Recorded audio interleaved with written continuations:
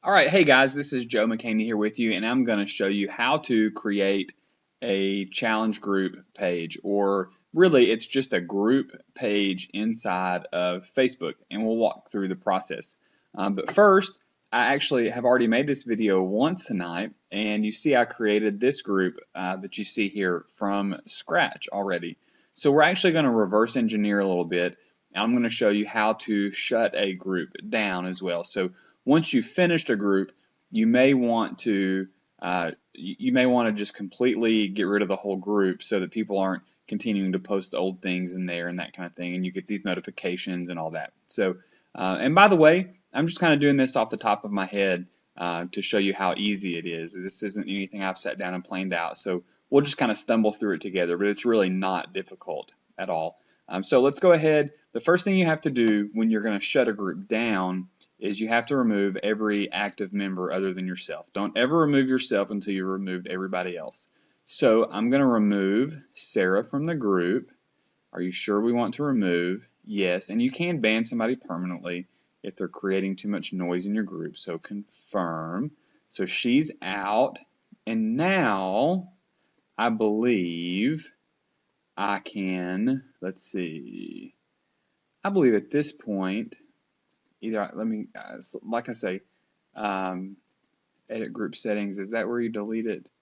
No, no, no, no, no. Okay, I think now in order to make this group disappear, if I come over here and we look and see by clicking on the number of members who's in the group, I think if I click remove from group, are you sure you want to leave this group? Since you are the last member, leaving now will also delete this group. Deleted. All right, that group no longer exists. Okay, so let's go to facebook.com and we'll walk through how to create the group from scratch, from the beginning. All right, so there's a couple ways you can do that. Let's find this interesting. Let's refresh Facebook and see if that disappears. Yeah, sure enough. All right, so there's a couple ways to do this. One is if you look down on the left-hand side, if you look on the left-hand side of the page, you'll see where it says Create Group. You can click Create Group right there. Or if you happen to be inside of one of your groups, let's look at the Coach Group page. And we'll go over here. And you can click Create Group up here. So that's two places you can do it. Or if you just click all your groups, they'll show up here. I'm in a couple of groups. What do you think?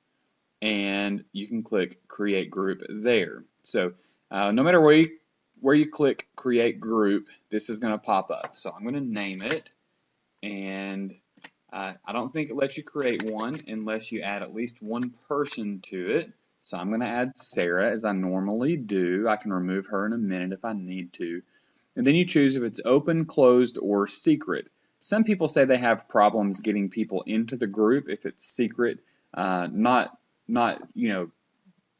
people not wanting to go into the group, but logistical issues with Facebook. I've never had that problem, so I stay secret because I think it gives my challengers a little more confidence in the privacy aspect. So we'll click Create here, and in just a few seconds I'm going to get to pick an icon.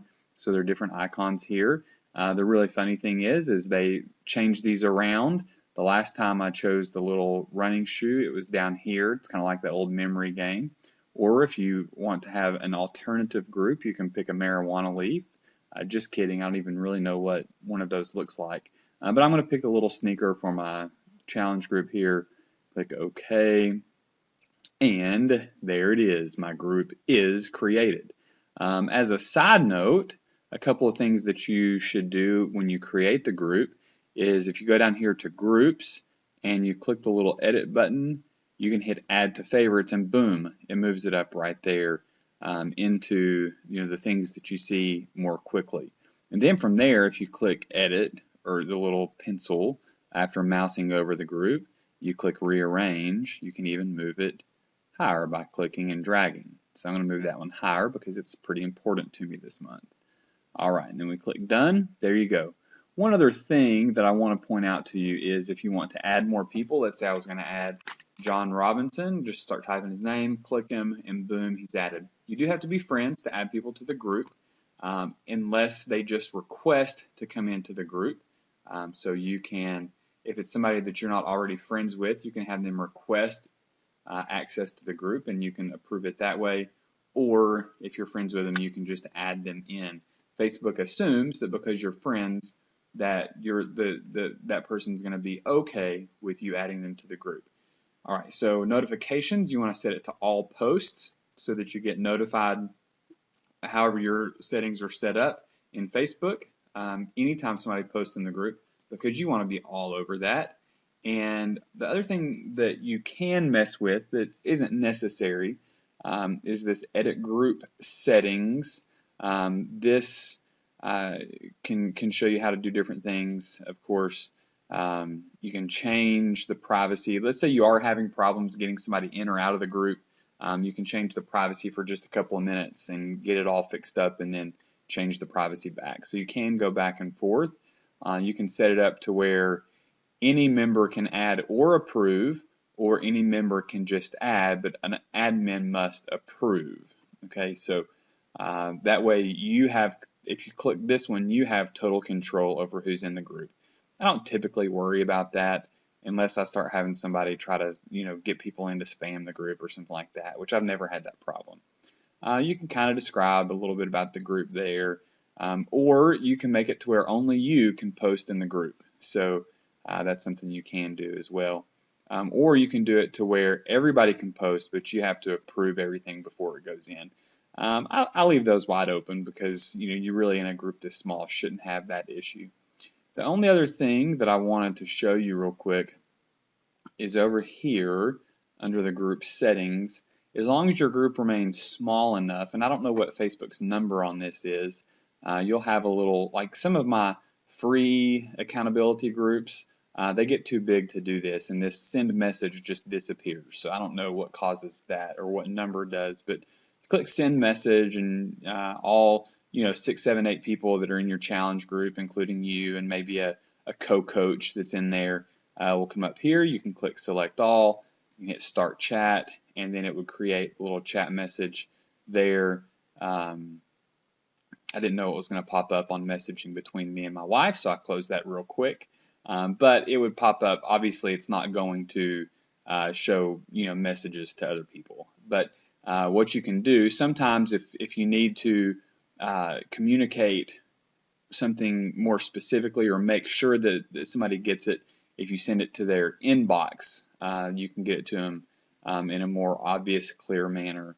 And that's how you can do that, is by using the send message feature. So I hope that makes sense. I hope you like that. I hope this has helped. Now you know how to set up a group page. If you've got any questions, let me know. Until then, make it a great day. The choice is yours. And, I really like you guys. And we are doing great things, and we are changing people's lives. Continue to give hope and belief to a world that needs it.